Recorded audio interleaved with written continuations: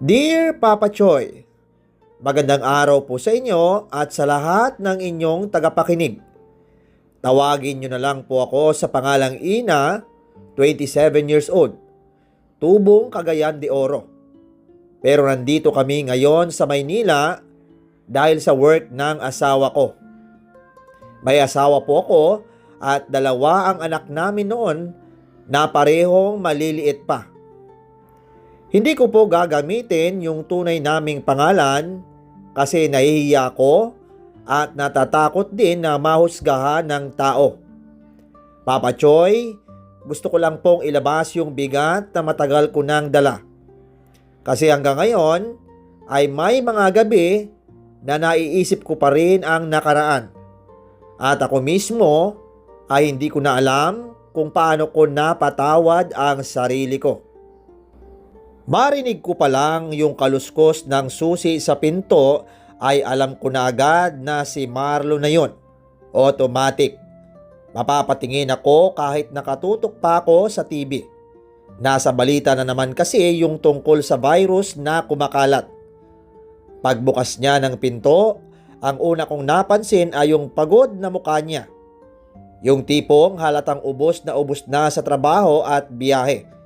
Pero kahit ganon ay nakangiti pa rin siya. "Mga anak, may pasalubong si Papa," sabi niya sabay taas nung dala niyang plastic. Napangiti ako. "Ano na naman yan? Wala na nga tayong budget, Marlon." Mahinahon kong sabi. Ay grabe siya. Minsan na nga lang ako magpasalubong, pinagbabawalan pa. Kunwari offended na sabi niya. Hindi pa man ako nakakasagot ay biglang lumabas yung dalawang bata sa kwarto na parang may radar pag may pagkain. "Papa!" sigaw nung panganay namin. "Papa, ano yan?" singit nung bunso. "O ayan, fries tsaka donut. Tig-isa kayo ha, bawal mag-away." "Tig-isa lang po?" reklamo nung panganay. "Aba oo. Gusto mo bang wala kang makuha?" sagot ni Marlon. Tawa ko ng tawa habang nakikita kong nag-aagawan na agad sila sa French fries. Pero kahit natatawa ko, ay hindi ko maiwasang bumalik yung tingin ko sa TV. Ang lakas kasi nung boses ng reporter. Patuloy ang pagtaas ng kaso ng virus, posibleng magpatupad ng lockdown sa Metro Manila. Napahawak ako sa remote. Parang biglang lumamig yung pakiramdam ko. "Marlon," tawag ko. "Oh," sagot niya habang nagtatanggal ng sapatos. "Tignan mo to." Lumapit siya sa sala. Tapos napatingin din sa TV. Saglit siyang natahimik. Tapos umupo sa tabi ko. Amoy pawis at araw siya. Pero sanay na ako ron. Mas nakakakaba yung nasa balita. "Grabe no? Parang ang bilis ng nangyayari." "Oo nga, kanina pa yan pinag-uusapan sa office eh." Paano kung mag-lockdown talaga? Paanong trabaho mo? Paano tayo? Yung rent natin next week na." Nag-aalalang tanong ko. Napatingin sa akin, yung tingin niya yung parang gusto niyang sabihin na wag akong matakot. Pero alam kong kahit siya ay kinakabahan din. "Hindi naman siguro aabot sa ganon. Kaya pa yan. Tsaka malalakas naman tayo," sabi niya pa. "Pero Marlon, may mga tao na daw na namamatay. Sa ibang bansa oh, sobrang lala na." Halos pabulong na sabi ko. Napabuntong hininga siya tapos kinamot niya ang ulo niya. "Alam ko, pero wag tayong magpanik. Mas lalo tayong mawawala sa ayos niyan eh." "Ang hirap na hindi mag-isip, Marlon. May dalawang anak tayo. Paano kung mawalan ka ng work? Wala naman tayong ibang aasahan dito sa Maynila." Saglit siyang tumahimik, tapos bigla niya akong hinawakan sa kamay. "Ina, makinig ka. Kung anong mangyari, kakayanin natin, promise." Paano kung magsara ang kumpanya? Paano kung tanggalin ka?" "Hindi nila ako tatanggalin, kailangan nila ako." Medyo confident na sabi niya pa. Tinignan ko siya at hindi ko alam kung matatawa ko o maiinis. Ang yabang mo naman, sabi ko na lang. Ngumiti siya. Hindi yabang, faith lang, tsaka diskarte. Basta magdadasal tayo. Dadasal lang? Oo naman, pray lang. Lahat ng problema may katapusan. Tapos pag okay na lahat, babawi tayo sa mga anak natin. Papa Choy, tumingin ako sa mga bata na masaya nang ngumunguya ng donut at walang kalam-alam sa mga problema namin. Bigla akong naluha ng konti, pero pinigilan ko agad. Sana nga, sabi ko na lang. Dilapit ni Marlon yung ulo niya sa balikat ko. Okay yan, basta huwag kang bibitaw sa akin. Ako ang bahala sa inyo, bulong niya. Hindi na ako sumagot. Tinignan ko na lang ulit yung TV. Pero sa loob-loob ko ay kahit gusto kong maniwala, pero may kaba pa rin. Kasi minsan, kahit gaano ka ka-positive, ay hindi mo talaga kontrolado ang mundo. 7 years na rin kaming kasal ni Marlon. Kung tutusin, bata pa kami nung nag-asawa. Pero never niya akong pinabayaan. Mabait siya, responsable, at kahit pagod sa trabaho ay inuuna pa rin niya kami ng mga anak namin. Housewife lang din ako. Hindi rin naman ako makapagtrabaho kasi walang mag-aalaga sa mga bata. At si Marlon din mismo ayaw niya na magtrabaho ako. Gusto niya ako yung nasa bahay lang para tutok sa pagpapalaki sa mga anak namin. Sabi niya siya nang bahala sa pera. Basta ako ang bahala sa pamilya. Taga Cagayan de Oro talaga kami, Papa Choy.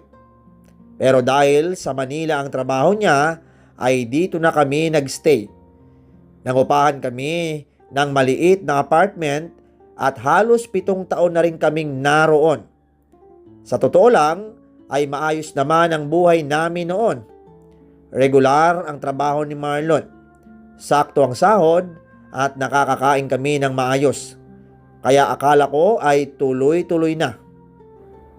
Hanggang sa dumating na nga yung araw na kinatatakutan ko. Hindi ko makakalimutan yon, Papa Choy. Kasi parang sa isang iglap ay biglang nag-iba yung mundo namin. Nanonood kami ni Marlon ng balita nun. Tahimik lang siya at nakaupo sa gilid ng kama habang ako hawak ko yung cellphone ko. Nagre-refresh ng news sa Facebook. Tapos biglang lumabas yung announcement.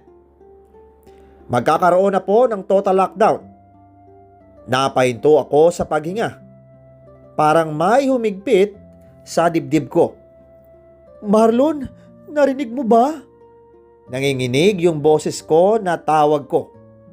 Tumango siya pero hindi agad nagsalita. Nakatingin lang siya sa TV na parang hindi niya matanggap. Bawal na lumabas. Paano tayo? Paanong trabaho mo? Bulong ko. Bigla siyang tumayo at kinuha yung bag niya. May 24 hours daw tayo para mamili ng stocks. Kailangan natin maganda. Sabi niya pa. Ano? As in ngayon na? Oo. Baka bukas wala na tayong mabili. Tara, magbihis ka na. Natataranta ako at hindi ko alam kung uunahin ko ba yung mga bata o yung pagpe-prepare. Pero si Marlon ay mabilis kumilos. Ina, gisingin mo yung mga bata. Isama natin sila. Wala tayong mapag-iiwanan. Ayoko sana silang isama. Baka mahawa sila. Mas delikado kung iiwan natin sila. Wala naman tayong ibang kasama dito. Wala akong nagawa. Nagsuot kami lahat ng face mask. Binuhat ko yung bunso habang ang panganay ay hawak ko ang kamay. Pagdating namin sa labas, Papa Choy, grabe. Parang buong Maynila sabay-sabay na lumabas. Ang daming tao sa kalsada. Ang daming pila sa grocery, sa palengke at sa butika. Yung iba nag-aaway na kasi nauubos yung bigas at nauubos na yung noodles. Pagpasok namin sa grocery ay halos maiyak ako. Marlon, tignan mo, wala nang diaper. Sige, Hanap tayo sa kabilang aisle, sagot niya. Pero halata ko sa tono niya na kinakabahan na rin siya. Paano kung maubos lahat? Tanong ko. Huwag kang magpanik. Kukunin natin kung anong kaya natin. Sa cart namin ay nilagay namin yung mga kaya naming bilhin. Bigas, sardinas, noodles, gatas, kape, sabon, face mask at alcohol. Pero habang tumatagal ay mas tumataas yung kaba ko kasi parang ang bilis maubos ng shelves. Ang daming tao, parang end of the world na. Huwag kang magsalita ng ganyan. Okay lang to, makakalampas tayo. Pagdating namin sa cashier ay doon ko naramdaman yung totoong takot. Kasi habang nagbibip yung cashier ay parang naririnig ko rin yung tunog ng pera namin na nauubos. Paglabas namin ay dala namin yung mga pinamili. Pero pagdating sa apartment ay napaupo ako sa sahig. Marlon, magkano nagastos natin? Huminga siya ng malalim. Halos kalahati ng ipon natin. Ha? Bakit ang laki? Napalakas ang boses ko. Kasi hindi natin alam kung gaano katagal to. Mas okay na may stocks tayo kaysa magutom tayo. Sagot naman niya. Natahimik ako. Tinignan ko yung mga bata na naglalaro lang sa gilid na parang walang problema. Paano yung bills? Rent, kuryente at tubig? Doon siya napaupo sa tabi ko. Babudgetin natin. Hindi tayo pwedeng magwaldas. Yung natira, hatiin natin para sa bills at pagkain. Napahawak ako sa noo ko. Natatakot ako. Halos maiyak na sabi ko. Hinawakan niya yung kamay ko. Ina, makinig ka. Hindi tayo pababayaan ni Lord. Pero paano kung matagalan to? Mawalan ka na talaga ng trabaho. Huwag tayong mag-isip ng negative. Think positive lang palagi ha. Pero kahit ganon, ay ramdam ko na rin yung bigat. Kinabukasan ay nagsimula na yung lockdown. Tahimik yung paligid. Walang jeep at walang tao sa kalsada. Parang tumigil yung mundo. Sa apartment ay naglista ako ng mga gastusin. Yung bigas, good for ilang linggo. Yung gatas, dapat tipirin. Diaper, dapat bawasan. Tapos sinulat ko rin yung bills namin. Marlon, kailangan natin magtipid sa kuryente. Bawas aircon. Electric fan na lang muna. Okay, ako nang bahala sa mga bata pag natutulog ka. Hindi, ako na. Sabi ko. Ina, magpahinga ka rin. Hindi lang ako ang pagod dito. Doon ko siya mas minahal. Kasi kahit natatakot siya, ay pinipilit niya pa ring maging matatag. Araw-araw, Papa Choy, ay ganun na ang naging buhay namin. Gising, luto, linis, bantay bata. Si Marlon, tambay muna sa labas. Naghahanap ng balita kung kailan babalik ang trabaho nila. Minsan naglalaro siya sa phone. Minsan, tahimik lang. Tapos gabi-gabi bago matulog ay magdarasal kami. Marlon, sana matapos na to. Sabi ko minsan habang hawak ang rosary. Matagal siyang tumingin sa kisame bago sumagot. Matatapos din, kahit gaano katagal. Basta magkasama tayo. At sa mga panahong yun, Papa Choy, dasal na lang talaga yung hawak namin. Hindi pera, hindi assurance. Dasal. Kasi yun na lang yung natitira sa amin. Lumipas yung isang buwan na halos parang isang taon na sa pakiramdam ko. Lockdown pa rin. Walang trabaho si Marlon at wala ring malinaw na balita kung kailan sila babalik. Yung mga stocks namin ay unti-unti nang nauubos. Kahit anong tipid ko at kahit anong hati ko sa bigas at ulam ay hindi talaga sapat pang araw-araw dahil 4 kaming kumakain. Minsan ang ulam namin ay sardinas na may sabaw lang. Minsan noodles. Minsan tuyo. Basta kung anong meron. Tapos ang inaasahan na lang namin ay yung ayuda. Pag may dumarating na relief goods, ay para kong nabubuhayan ulit. Kahit bigas lang at dilata ay malaking bagay na. Ina, may ayuda raw sa baba! Sigaw ni Marlon isang araw. Lumabas ako, bit-bit yung eco bag. Pag akyat ko ay parang nanalo ako sa raffle. Uy, may bigas! May sardinas, may noodles! Sabi ko sabay silip sa laman. Okay yan, at least makakaraos na naman tayo, sabi ni Marlon. Pero kahit may ayuda ay hindi naman nun nababayaran yung mga bills. Dumating din ng financial assistance galing sa gobyerno. Isang beses lang yon. Tapos sakto lang talaga. Binilang ko yung pera sa lamesa na parang ayoko pang hawakan. Kasi alam kong mawawala agad. Marlon, sakto lang to sa ilaw at tubig, sabi ko habang nakatitig sa pera. Tumango siya. Oo, pero yung rent? Hindi na niya tinuloy dahil alam na naming pareho. Yung rent namin sa apartment ay 1 buwan na unpaid hanggang sa naging 2 buwan tapos 3. At doon na dumating si Mang Danny, yung biyudong may-ari ng apartment. Narinig ko yung malakas na katok sa pinto namin, hindi yung normal na katok, yung katok na parang galit. Pagbukas ni Marlon ay nakita ko agad yung muka ng matanda. Nakasibangot, naka-cross arms at halatang wala sa mood. Marlon, ano na? 3 buwan na kayo dito. Wala pa rin kayong bayad, sabi ni Mang Danny na malamig yung tono. Pasensya na po, Mang Danny. Lockdown po kasi. Wala po akong trabaho. Pero babawi po kami, promise, sagot ni Marlon agad. Napatingin ako kay Marlon at ramdam ko yung hiya niya. Yung lalaking dati ay confident pero nung mga oras na yon ay parang nauubos na dahil sa hiya. Puro kayo pangako. Akala nyo ba libre tong apartment? May mga bayarin din akong kailangan bayaran, singhal ni Mang Danny. Opo, naiintindihan po namin. Pero sana po pagbigyan nyo muna kami kahit 1 buwan pa. Hindi naman po kami makakaalis kasi lockdown pa rin, sagot naman ni Marlon. Napabuntong hininga si Mang Danny. Tinignan niya yung loob ng apartment, yung mga bata na nakasilip sa kwarto.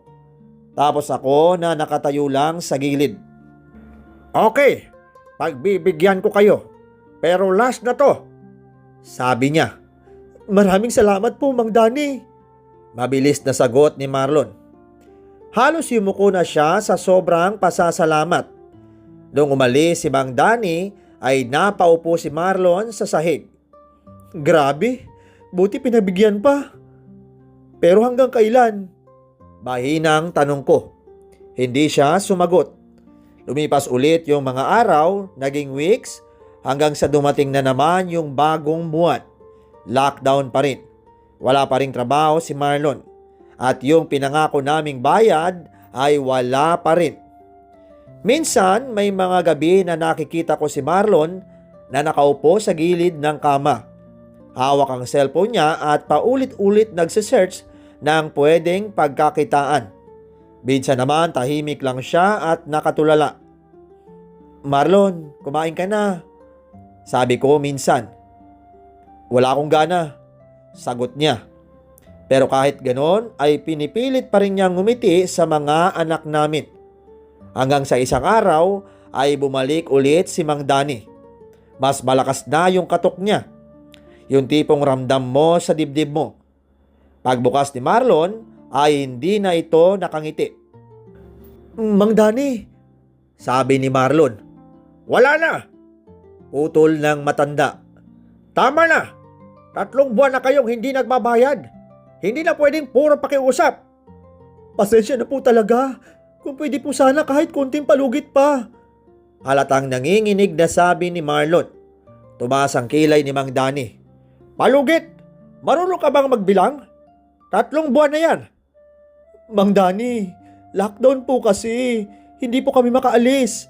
Wala po kami mapupuntahan, pilit pa rin ni Marlon.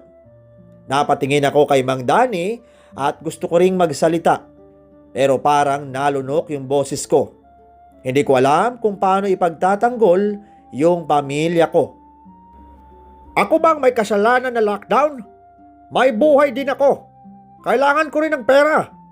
Hindi kayo pwedeng dito na lang habang buhay nang walang binabayad sa akin. Sarkastikong sagot ni Mang Dani. Mang Dani, maawa po kayo. May mga bata po kami. Halos pakiusap na ni Marlon. Pero imbis na lumambot, ay mas lalo lang tumigas yung muka ng matanda. Hindi ko problema yan.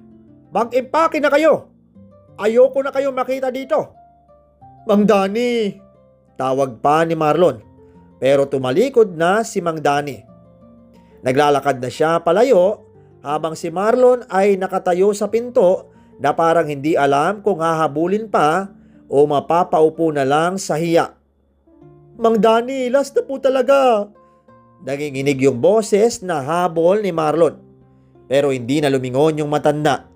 Nagpatuloy lang itong maglakad pababa ng hagdan.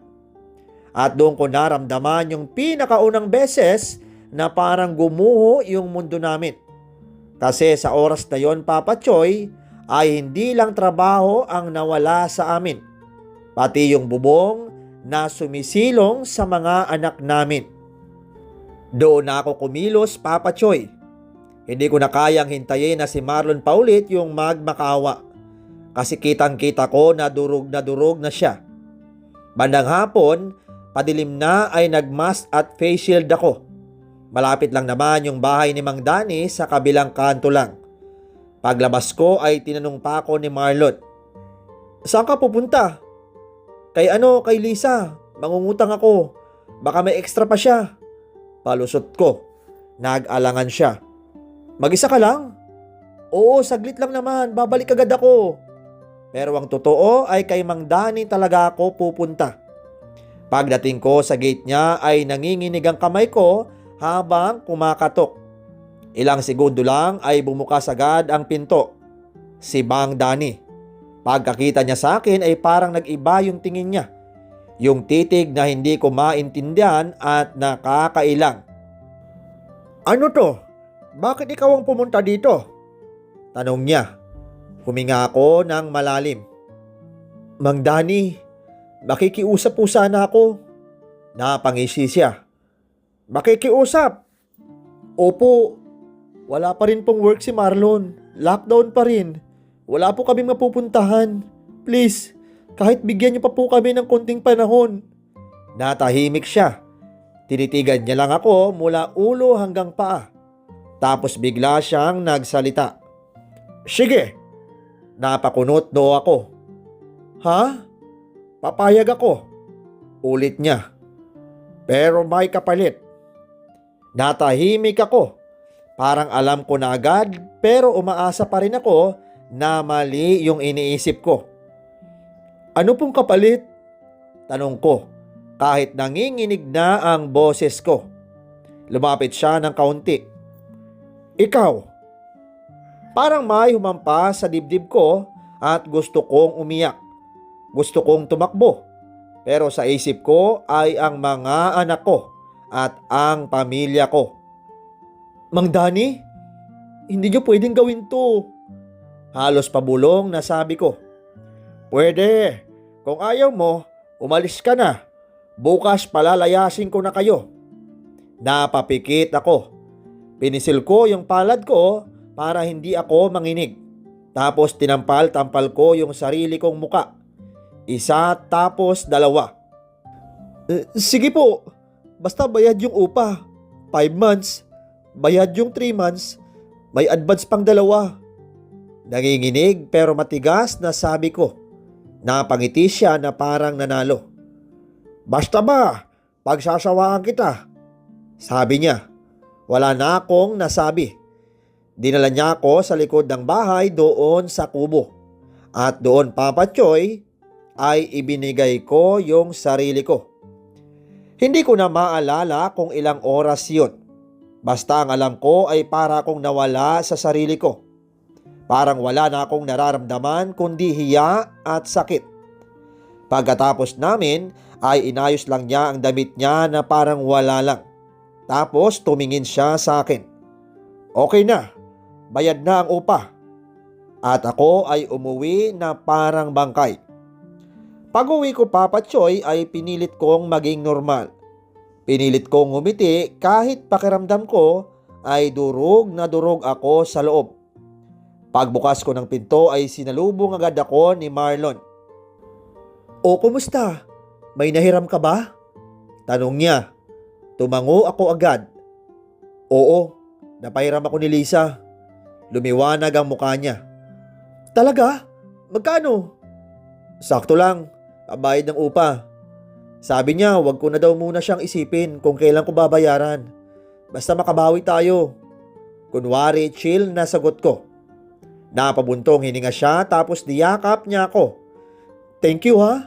Buti na lang nandyan ka, mahal. Gumiti ako. Pero sa loob ko ay gusto ko nang umiyak.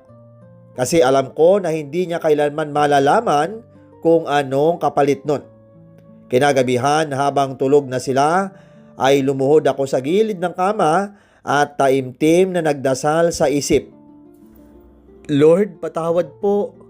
Ginawa ko lang po yun para sa mga anak ko at para sa pamilya ko. Sana po ay huwag niyo akong pabayaan. At higit sa lahat, sana hindi malaman ni Marlon kahit kailan. Kinabukasan ay nagising ako sa ingay. Ina! Ina! Sigaw ni Marlon at tumatalon pa sa sala. Ano ba yun? Gulat kong tanong. Natanggap ako. Work from home. Start na kagad ako bukas. May mahihiraman din akong desktop. Halos maiyak na sigaw niya. Napatakip ako sa bibig ko at bigla na lang tumulo ang luha ko. Hala, seryoso? Nanginginig kong tanong. Oo, answered prayer natin. Napaiyak ako, Papa Choy. Hindi dahil masaya lang ako, kundi dahil sa wakas ay may kapalit na liwanag yung bangungot na dinanas ko. At sa unang pagkakataon ay naramdaman kong may pag-asa pa pala. Matapos ang dilubyong pinagdaanan namin ay swerte na rin ang kapalit. Papa Choy, bi-weekly na ang sahod ni Marlon kaya mabilis kaming nakabawi at nakapag-ipon. Hindi na ako nagdalawang isip na lumipat ng apartment. Ang sabi ko lang kay Marlon ay masyado na kaming masikip sa apartment na yon. At gusto ko ng mas malawak kahit may 2 kwarto lang. Kaya agad kaming naghanap ng malilipatan. Nagsimula kami ng bagong buhay sa bagong apartment. Super thankful kami sa work from home ni Marlon dahil sa tulong nun ay mas madali ang lahat. Sa ngayon ay work from home na rin ako at 3 na ang anak namin. At narinig ko rin ang balita na wala na si Mang Danny. Kahit papano ay nabunutan na ako ng tinik sa dibdib at mas nakakapag-relax na sa buhay.